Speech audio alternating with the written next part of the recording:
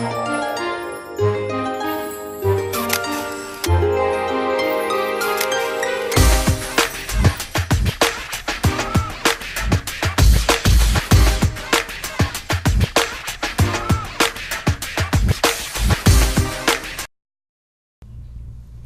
everyone and welcome to Off the Cuff, where the headlines come to life. Today our guests are Tony Eljallad, representing Jamia, which is a organization that represents the LGBT community. And we have Lilianna Angel Reyes, who is representing Affirmations, and we're going to talk about those two organizations and these two wonderful guests I have today. Tony, welcome to Off the Cuff. It's wonderful to have you here. And Lilianna, it's a pleasure. You are both part of the LGBT community, and there is so much information out there, but there are so many people who don't actually want to educate themselves. So hopefully today, during our conversation, we'll be able to talk a little bit about what's out there and maybe dispel some ideas or stereotypes about the LGBT community. Tony, you represent Jamia. Tell us what that is, what those acronyms stand for, and your position within this group. So Jamia is not just an LGBTQ organization, it's a Middle Eastern LGBTQ organization. There are specific needs that are unique to the Middle Eastern LGBT community that Jamia addresses. I'm on the board of Jamia. We're in the you're Lebanese. Yes, I was born in Lebanon. My family moved here. Oh, you were born in Lebanon. Yes, okay. Arabic is my first language. Wonderful. How old were you when you came here? I was about 3. Okay. So I rarely remember. There was a civil war going on. I don't remember much there. Absolutely. And when you got here, was at 3, what age did you find out that you actually felt a little differently? Probably about 5 or 6. My parents, that's not fair to say felt differently, but felt felt not where you heterosexual. needed to go. Heterosexual, absolutely. Yeah, about 5 or 6. I was really young. Okay. I remember like hanging out with girls when I was little, playing with Barbies, like just I was different. I was very different, and I was different because everyone around me that I felt like was like either a young female, and that's who I'd get along with when I was little. And then growing up, I became more masculine because I was trying to fit in. I grew up in Dearborn, so it was a very large Arab population. So within that, I was trying to fit that, but also living in the United States, I felt a lot more liberated than I think I would have been in the Middle East. Absolutely, absolutely. I think to this day, the Middle East has so many issues in regards to the LGBT community. I think it's a lot more difficult to be who you are and to be comfortable the first there. issue is not acknowledging the existence of it. Right, exactly. So Jamia is something that you said that it's been in existence for 10 years. Yeah. So how did you, and you've been involved for a couple of years, so how did you find this organization, and what are the plans to move forward and create that awareness that's so necessary? So the president, Cristiano Ramazzotti, he contacted me before I was out when I was about like 15 or 16 on MySpace, when that was a thing. And he just told me, if you ever need support, he noticed that I was gay, and this was before I came out, and he let me know that it was there. So it was nice to see that, and I think that first point of contact is very important. But this is about 2005, so I was really young, I didn't really know much, and the perception of the LGBTQ community from 2005 to now is astronomically different. Sure. The acceptance is like crazy higher now than it was before. So, a little after talking to him, I did end up coming out to my family, which weren't very receptive to it, of course. So when you did come out to the family, what was the challenges that you faced, and how did you propose My family this? it didn't cross their mind to think that I was gay, because gay doesn't exist. I can't even think of a proper term for gay. That's something I'm working on too, trying to find a word that isn't derogatory in Arabic that means gay. It's ridiculous that this word doesn't exist, because this group of people does exist. And then there's laws, like I believe in Lebanon, homosexuality was just legalized. And then in the majority of the Middle Eastern countries, it's how can you legalize something that's you can't Okay, that's another show and a whole new conversation. Go ahead. So yeah, my dad didn't believe it. My mom didn't believe it. They're like, because I was like, I'm not attracted to women, and they're like, so what, are you attracted to men? And then they're like, then my dad and mom wanted to send me back to Lebanon and go through conversion therapy,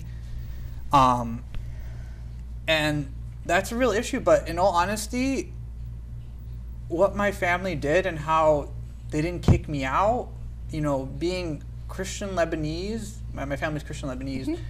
I think that I had it a little easier than a lot of people that are Muslim LGBTQ coming out, because one program we have in El Jamia is called Emergency Shelter Assistance, and it helps people that have been kicked out of their home for being LGBTQ. And some of the stories I hear is it's halal to kill your child. It's they're thrown out, disowned.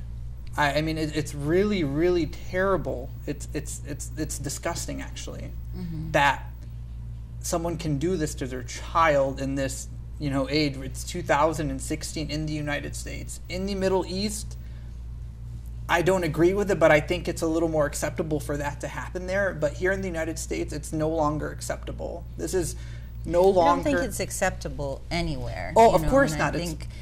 I think that concept is almost really across the board, mm-hmm. and it really depends on that individual's insight, yes. education level, and acceptance of different kinds of individuals. Well, here's the unique thing about that. One person I know, when they came out, their sibling has a master's degree, so they're very, very well educated. Their father's a doctor, yet they said it's halal to kill you, to kill my child. I'm hoping that reaction is just the initial reaction, and over some period of time they change their views, and that's not really how they feel. But that's disgusting to say to a human being, especially your child or your sibling. Absolutely, absolutely. And through education and through these conversations, yes. We hope that individuals realize yes. that. And I guess another question maybe that people would have is that, they say you make this choice. I don't know if it's a choice rather than a sense of how you physically feel and, mm-hmm. and emotionally how you feel. So how do you I don't agree with that. Like that? I don't agree that you choose to be gay right. or trans. To me, the one commonality I see is, you see these mannerisms with specifically with gay men, and you can go to South America, the Middle East, sure. South Africa, and it's very similar all across the board around the world. And I mean, there's a whole spectrum of LGBTQ, like being super masculine, being very feminine. But there are certain qualities that I think we all share that no matter where you are the same. So it's more of a physiological yes, kind of I do attribute. believe it's genetic. Mm-hmm. Genetics. And let's say it wasn't genetic, it still shouldn't matter. It's someone's own life. I mean, this is a very U.S. Private. perspective. However, that's how I feel. Sure. You shouldn't infringe on other people. Absolutely. And again, through education, yes. we hope to attain. Yes. And but many groups. This is the issue we're having, though. We need to get to the point to recognize it, to get to the point of education, right. where we can't even say the word gay, or people in the community don't know what LGBTQ is. it's a little ridiculous. You know, you have to get to the point of bringing it up. And how the LGBTQ community succeed in the United States is through the media, being on television. And unfortunately, we haven't been to that point yet on Middle Eastern TV, from Al Jazeera to all the Middle Eastern channels my parents watch. Sure. There's rarely any type of LGBTQ characters or segments, and if they are, they're very small. So like the Supreme Court ruling last year, that was barely mentioned on Arabic news. I watch what my parents watch. I'm very curious. Well, if to something see. doesn't exist, you can't necessarily have a ruling. But something over it. as big as that, you know, it's really, really terrible. Tony, obviously, you know, we've made so many strides here in the U.S. But Yes. when you think about, you know, the early 60s, 70s, you know, it was taboo. It wasn't something that was on the table. So again, you know, through the chronological order of, you know, educating Yes. people and having it more being part of mainstream makes a huge difference. And I think in the Middle East, we're sort of years and years and years behind. I agree. You know, the I progress, completely but agree. we hope that, you know, there is that movement. Yeah. You know, and those little, you know, flashes of light that we see that hopefully will continue the conversation over there too. Lilianna, welcome. Thank you. You know, we talked a little bit about, you know, the transgender community, and you are definitely a member of the transgender community. And I am. And when we talked a little bit, you know, you had told me that, you know, you went through the concept of changing your physical appearance. How old were you as well? I'm going to ask you the same question I asked Tony. How old were you when you found that this just wasn't working for you? So I think, to dispel a myth, I think a lot of people think that trans people are living in the wrong body. And some people do in fact feel that way. That is not my experience. Like, I never grew up and felt that I was a woman in a man's body. Like, I've never felt that. When I was young, I had a very similar childhood in that, like, I would play with dolls and I would my parents really allowed me to figure out what gender looked like. Like, they weren't really, oh, boys can't do this, girls can't do this. They were kind of like, you're a child, you can do what you want to do. Have fun. Good. Don't be in our face, go have fun. So when I was able to figure out like what I liked and what I wanted, I always attracted like feminine qualities. I had a father in the house. My father still lives in the same house that I grew up in. My parents were married for 30 years. I've never went through molestation. I've never had, and so sometimes people think that like we've went through trauma to be who we are, and that I had an amazing childhood, and I went to school. I have a master's degree, so like I have a lot of privileges that a lot of other people don't. And so it wasn't because of a traumatic experience. And so when I was able, I never knew it was possible though. When I was younger, I'm like, oh, I like to like put on my mom's hair and her makeup when she's not there. And I knew it was taboo to not do that because I still knew what gender looked like. Like I could play with dolls, but I couldn't walk around and be a girl. But I didn't think that was a life that was possible until I grew up. I think the only reference I had at that point was like RuPaul, and she wasn't even living her life as a woman. So to me, it was just kind of something to do for fun until I was really able, around 16, 17, to really like say, okay, this is who I need to be. And then at 17, how did you go from your physical appearance to where you were to where you are now? Yeah, so ironically, I have always been mistaken for a woman, even before I started any transition. I was working at Cedar Point for the summer after I graduated, before I went to U of M, and it was like an amazing culture shock. There was people from everywhere around the world, and there were a whole lot of LGBT people who were always closeted, and now they were away from the restraints of their family. And so like I was able to figure out what that looked like for me, and then start to say, okay, so this is how I want to live. And then shortly, because you're only at Cedar Point for a few months, and then when I came home right before school, I started to take birth control pills because I knew that had enough estrogen in it. I had to do a lot of research because there wasn't much research, and there was a whole lot of red tape to even get hormones and see therapists, and like it was just red tape that I felt that was utterly ridiculous for me to go through. Like how does a legal entity tell you how to be you? Right. when no one else has that but trans people. And so for me, it was like figuring out what I wanted to be and how I wanted to represent womanhood. And fortunately, I had a lot of strong women of color in my life that led very, very strong lives and did hard work. So like that is who I wanted to become. So I started to mold myself to become that. So after you became, the person that you wanted to be, and that you felt you were from the very, very beginning. Moving forward, I know that you are affiliated with Affirmations. Correct. So tell us about Affirmations, Yeah. and also, tell us about Affirmations, and then we'll talk about the other stuff. So Affirmations is Michigan's largest LGBT community center. It's one of 10 largest in the country, and we service everyone, not just LGBTQ people, but allies as well, because that's important. And we are focused at creating services and programs for diverse audiences, diverse religions, races, abilities, and that's really important to us. And we have a lot of really great community programs. We have a really strong youth program that has 2 curriculum-based learning. One is a workforce development for LGBT people. They're both 6 months, and one is a leadership, like knowing what race and racism looks like and how to overcome those issues like substance abuse in the LGBT community.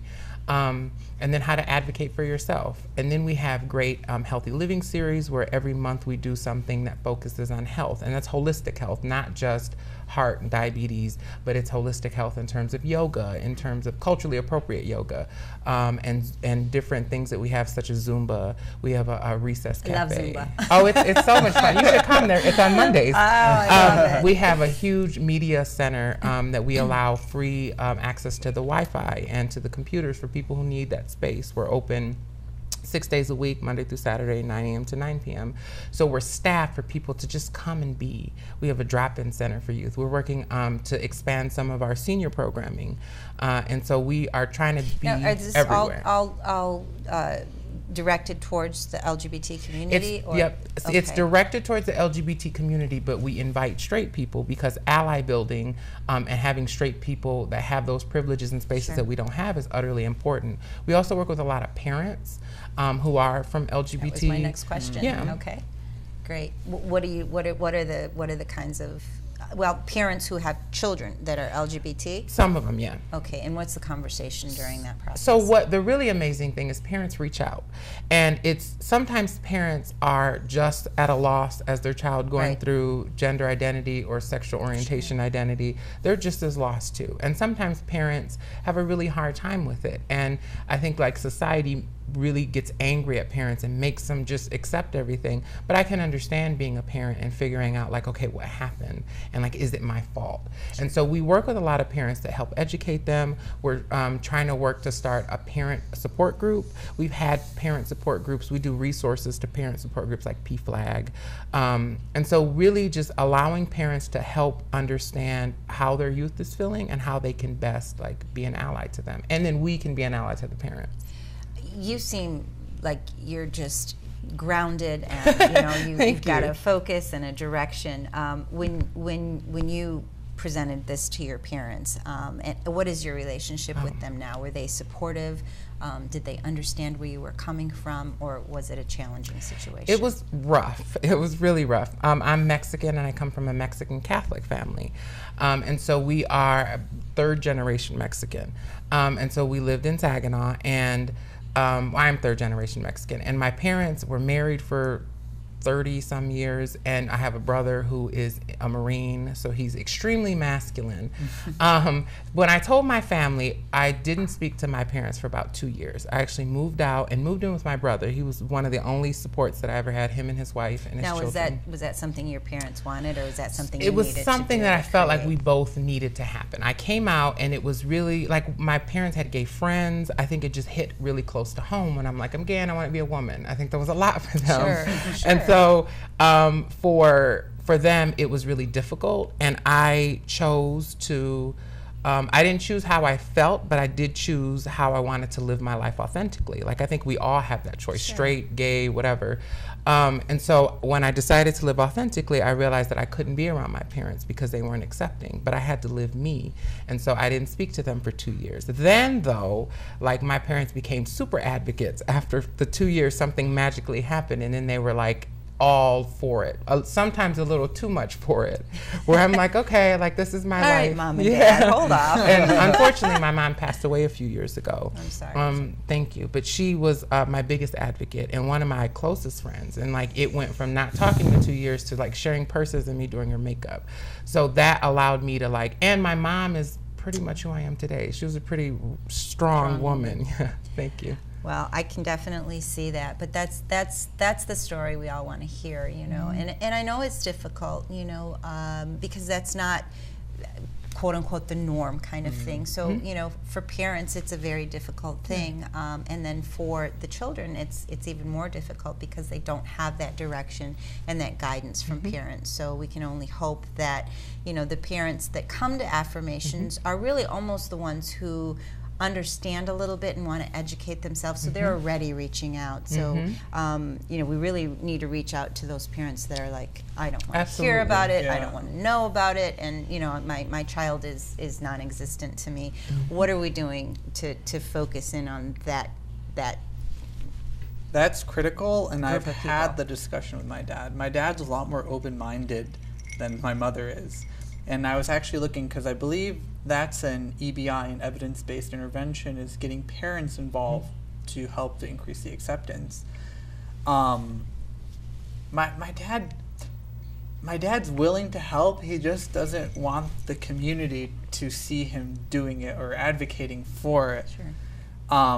But yeah, that's something we're looking into. You know, El Jamia as an organization, we're now like restructuring to get back on our feet and create a strategic plan for the next 5 years on how we can impact the community the most.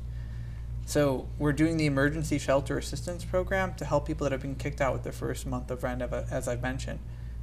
My plan, what I'd like to do, is do social marketing. So have some sort of LGBTQ Middle Eastern awareness within Metro Detroit. So like billboards, some sort of ads, you know, even in the Arabic newspaper.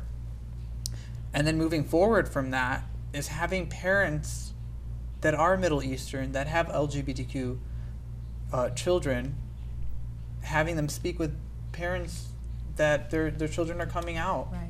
You know, I think that'd make it a lot easier. Because I feel within the Arab community, it's more about how other people perceive your family. And maybe it's like that with the Mexican community. They, you know, they're like, oh, you know, we care, but what are the neighbors going to say? Yeah. Yeah, exactly. What's the family going to say? Right? Family, right, absolutely, absolutely. Is there quite a number of LGBT within the Arab community who are open and come out? I mean, I know that there are a lot, but honestly, within the last 2 to 3 years, there has been more that have came out that I know of. Because we have an event called Arabian Nights, which is a fundraising event, which is actually this Saturday at Menjo's in Detroit. Where is it going to be at? At Menjo's in Detroit. Menjo's, I believe that's 7 Mile. 7 Mile. I believe so. Yeah. So we do see more and more people, but they need that support system. You know, it even starts on social media, like talking to someone, like posting a video. Like I posted a YouTube video to get some donations. We raised like $600 and just telling my story of coming out. When people see that, they message you and they're inspired to come out, or they have questions about coming out, and they learn about El Jamia as an organization. I view LGBTQ Middle Easterns in the United States as the final frontiers of the gay rights movement here in the United States. We have a lot to go with the trans community, understand, but the Arab community, we're not at the point where it's okay to come out. So for El Jamia to have members of the community participate, they need to be out. So I have one person that has like iftar dinner. They're Muslim and gay, but they're not openly gay. So it's very difficult to operate with that setting, you know, because we're not encouraging people to come out. I mean, coming out, you should come out. It's healthy. It's bad to oppress yourself. But, you know, if we don't want people getting kicked out, we did a focus group with the University of Michigan, and what was common among all the participants was the reason for not coming out is financial dependence on the family. Because when you're Middle Eastern, when you're Arab, it's a generally more conservative setting. You don't leave your parents' house like till you get married. Till you get married. And if you're gay, what happens then, you know? So you're stuck at your family's house and you don't come out. Especially for female gays. Yes, yes. Oh, man. I mean, I can imagine. Some young hijabis we know have had, you know, an awful time coming out, but they hijabis are the gals that wear that. Yes. Just for our audience to know. Yeah, but the one that I know, when she came out, she took off her scarf. She wasn't recognized. I didn't know who she was, and you can sometimes when. Well, I rarely see women wear scarves and then take them off, but when I do, it's like a different person. Sure. It looks like a different person, yeah. Absolutely, absolutely. Well, definitely the conversation continues there. I know when Orlando happened, it brought things to the forefront, and we met during a meeting. Yep, that's how it brought us together. Exactly, because of the conversation on the LGBT community. Since then, has that created more awareness? Have people wanted to know more? What do you see happening with that, really quick? Because I know we're almost out of time. I found it extremely important in terms of Middle Eastern LGBTQ because it brought this intersectionality between being Muslim and being gay. You know, Pulse is somewhere I've been before. You know, I've been to that club. I have friends that work there that happen to not be working that night. And we were able, you know, within the Muslim religious community to have like an interfaith gathering, but disappointing enough, the religious community, unfortunately, from the Muslim community, did not say the words LGBTQ, at least at the sessions that I attended. But people from every other religious group, including the Vigilant Affirmations, you know, I know at the mosques they did have conversations. And they were positive ones, and I think that's the first time ever that they have actually had that conversation. And so, you know, those beams of light I was talking about. Yes, exactly. Hopefully, you know, those become more numerous. But that is historic because it was never discussed before. It also allowed Arab American populations and Mexican populations to work together. Yes, where I haven't really seen that too often before, and it was really beautiful to like say that. Yeah, I remember when I met you at the Southwest Detroit at the vigil. It was beautiful. See, it created those friendships, and it brought. That's the silver lining in a tragedy. Brought people, you know, together there. So, really quick, I think we only have about one more minute, less than a minute. Caitlyn Jenner, how has she brought the conversation to the transgender community? I think that Caitlyn is doing the best she can with who she is. I think she's extremely privileged as a white, rich Republican woman. And I think that is something that a lot of trans people are not. And so her transition was very public, which could be very difficult. However, she had the funds to get a facial 2 days after she talked about it. And so for many people, we don't have that financial security or the privilege. And so when we're kicked out, we're kicked out. The privilege to be a Republican. Yes, and to the privilege to transition and then like accept it, but know that you have a house and food, where a lot of trans people don't. Also, she has bodyguards and a very nice wardrobe, and like she has security and bodyguards, so her safety isn't necessarily as heightened as someone who is living on the streets or living in a rough neighborhood. I think that she's brought a lot of conversation. I think that we now need to talk about what trans lives matter on the ground. Absolutely. We have so much to talk about. Would you both come back on the show so we can continue the conversation? Yes. Butterflies, transformations. Absolutely. I love it. Thank you. Thank you. What a beautiful you. They symbol. hurt. Thank you. Oh, but they're beautiful. Tony, thank you for being who you are. Thank you for being vocal, and thank you for bringing this to the table. And I know it takes a lot of courage. You're an amazing individual. Thank you. It's my duty. And the passion shows in you. So thank you so much for everything that you are and everything that you're doing to bring this to the forefront. Lilianna, thank you. God bless you both, and I hope you enjoyed our conversation today. We'll see you next time.